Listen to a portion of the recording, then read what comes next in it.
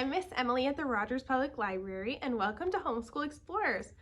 For this semester, we have been talking all about outer space, and we have talked about all the planets, and now we are done talking about the planets, and we're moving on to talk about dwarf planets. So I have put a little bit of information about dwarf planets in your pack. Here it is. I'm going to read it to you. You can follow along or just listen as I read. There are 5 dwarf planets: Eris, Hermes, Ceres, Makemake, and Pluto. These dwarf planets are located in or near the Kuiper Belt, an area full of icy bodies and other dwarf planets on the edge of the solar system.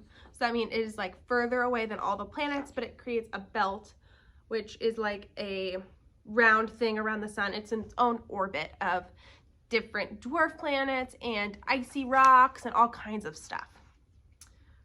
So in the past, we used to not have as good of telescopes or technology, and so a lot of the things that scientists do before you have enough technology to see clearly is just make guesses that are pretty smart guesses, but sometimes they have to say, oh wait, that wasn't right, and they change what they categorize something as.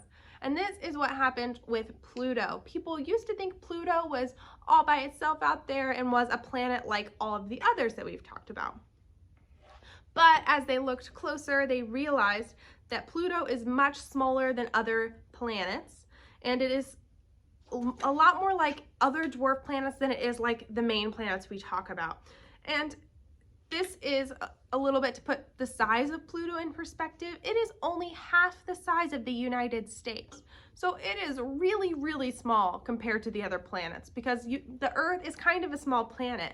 So the fact that Pluto is half the size of one country means that it is really small.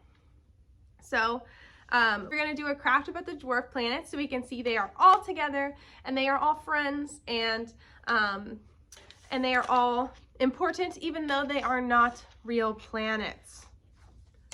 So your craft is a little ring with all of the dwarf planets, and these are actually the correct proportions to each other. So Eris is the biggest one and Ceres is the smallest one. So you get to cut out these dwarf planet pictures and then tape or glue them to your ring so you can see what the dwarf planets are and how big they are next to each other.